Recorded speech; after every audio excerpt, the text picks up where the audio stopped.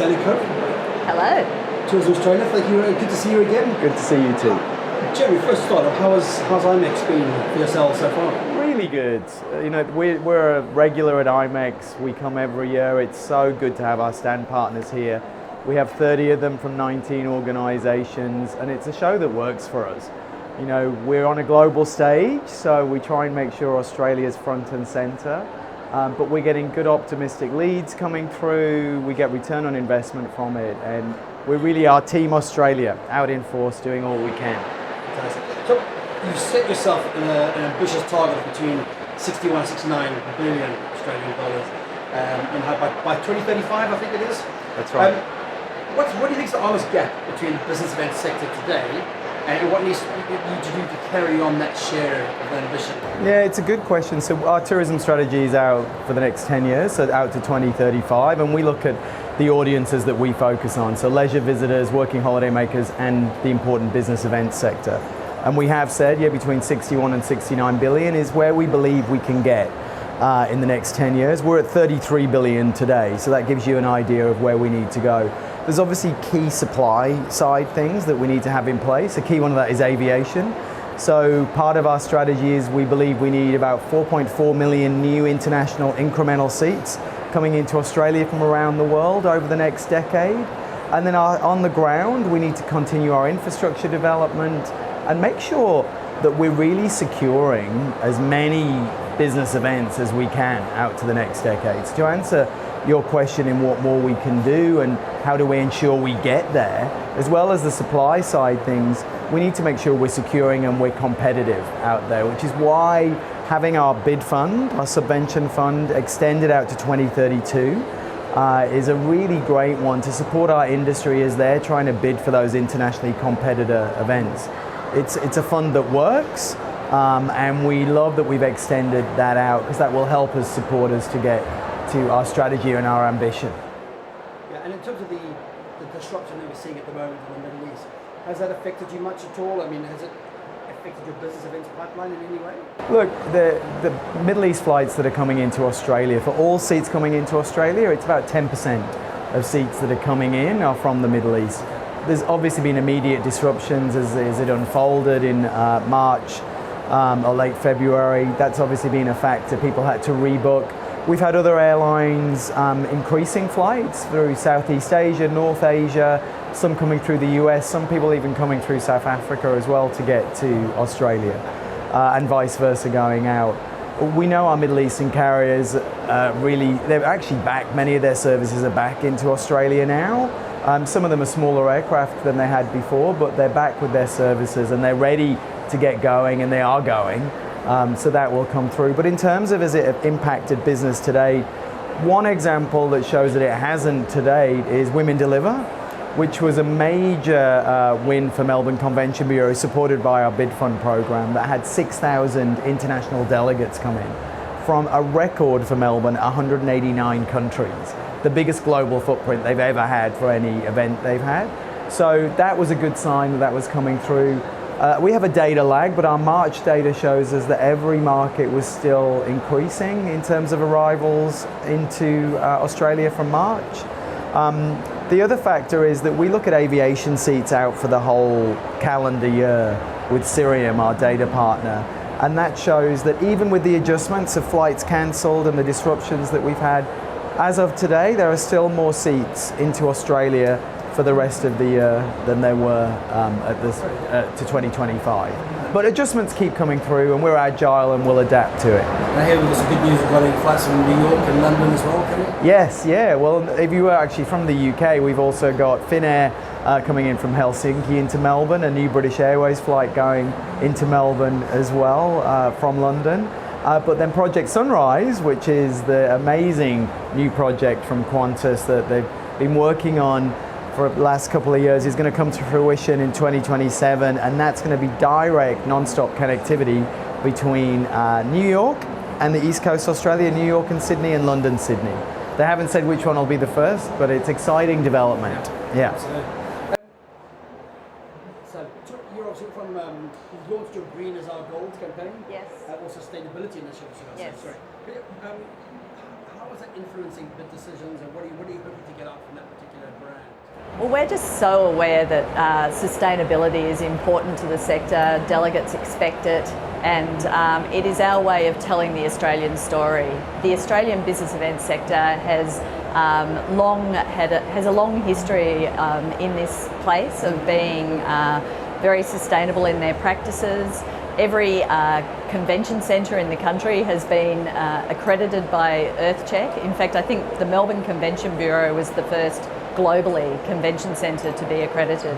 So it's such an important component of the business events sector, but it's something that we need to be better at telling the story to our wider global audience. So Green is Our Gold is a way to unify the story of what Australia has been doing so well for so many years, and it's a storytelling platform to share that to our partners around the world. And does it lead into sort of the likes of the impact and legacy? Will they tie in with that as well? Or how you measure the events coming into Australia? Brand or campaign? Yeah, I guess one way of looking at it is when we're looking at any event that comes to Australia, when we're talking about our bid fund, any application that comes through the bid fund, we look immediately at two things that comes in. What are the sustainability goals for the event, and what are the legacy goals for the event? Yeah. So obviously sustainability links to Green is Our Gold, so that shows what we can offer as a destination. And one thing I'd say is that legacy is so important, but our bureau partners around the country and our DMCs, our PCOs, it's a true partnership. You know, that we will achieve the goals that are set, the objectives that are set by associations or incentives coming across to Australia. So it's very much an outcome that we believe we can deliver on. And I guess Green is Our Gold really links back to that sustainability side of what we hope to get from events. So it links very well to legacy, as does our First Nations story, yes. a link to that as well, both of those. Yeah. And how are you going to, knowing what you know to how the market is at the moment, are there specific markets you're trying to prioritise this year? Yeah, well, we have an ongoing strategy. Actually, the strategy out to 2035 identifies the markets that are really important to us for leisure and business events. So we're in 16 markets around the world that we focus on to varying degrees from a business events perspective, but we know the opportunity is there and it's something we focus on. So UK, Europe, obviously from an associations and an incentive perspective, North America, North Asia and Southeast Asia, as well as New Zealand are our key markets. And I know you have to remain fairly neutral in terms of how you promote Australia, but always. There's a significant number of new venues upcoming as well. Yes, yeah. How do you prioritise those? What are the new sort of infrastructure developments that are currently happening right now? Look, do you want to take that? There's been a lot of investment in Australia in recent years. There's real optimism. I think Australia is a reliable destination for investors as well. We have new accommodation product coming online, over 4,000 new room nights across the country.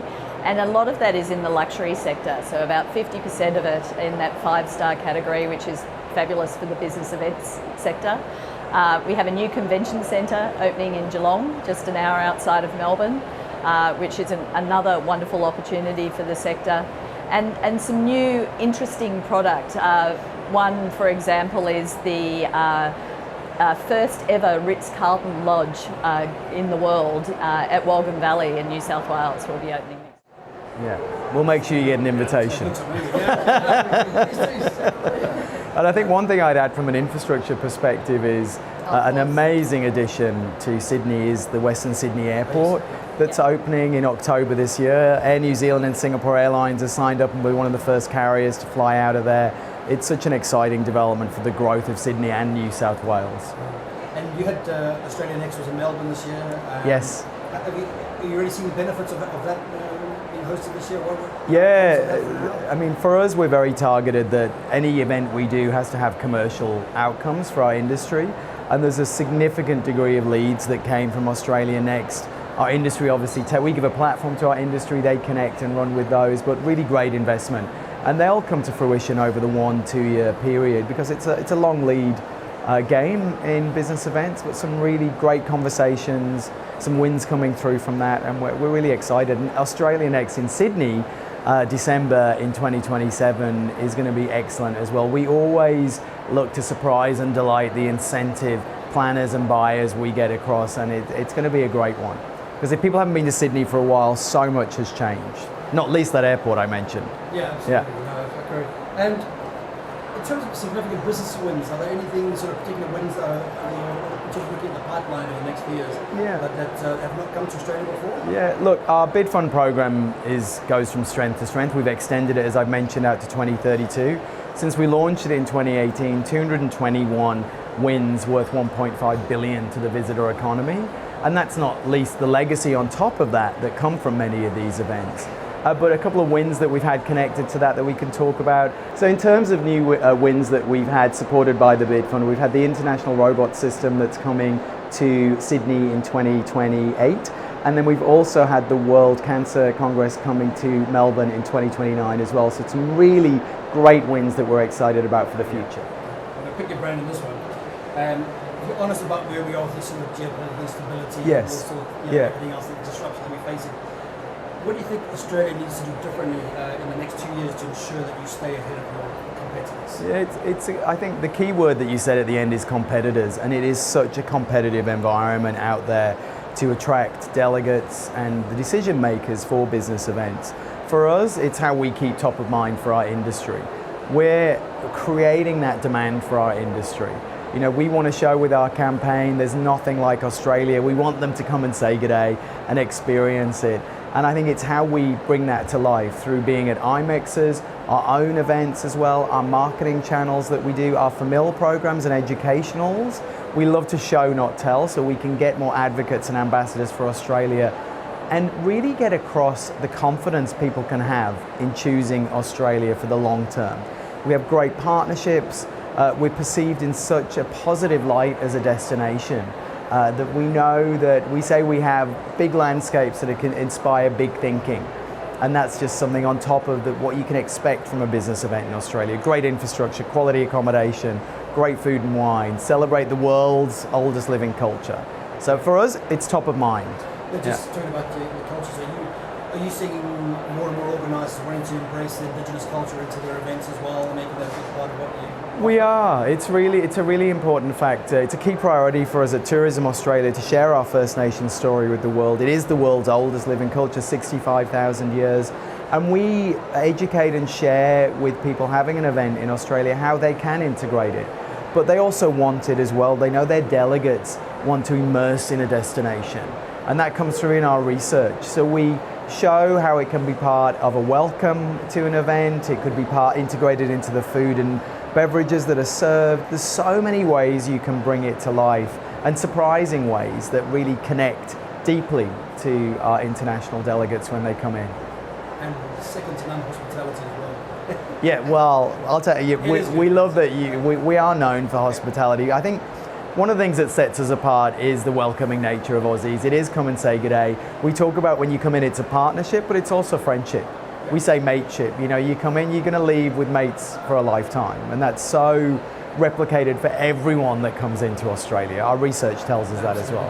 And you can see that when obviously they're coming up, they actually do tend to stay an extra couple of days later. Yes, and yes. To enjoy Yeah, I think is it 50% stay to a second or third destination? Out of the UK. When they come in for an event? Yes. Yeah. Well, in fact, the spend from the events, 20% of it ends up in our regions, so goes beyond the metros. So it's actually a really valuable. Well, Sally, Robin, thank you so much for taking the time to catch up and give us an overview and enjoy what's left in the sector. Thank you.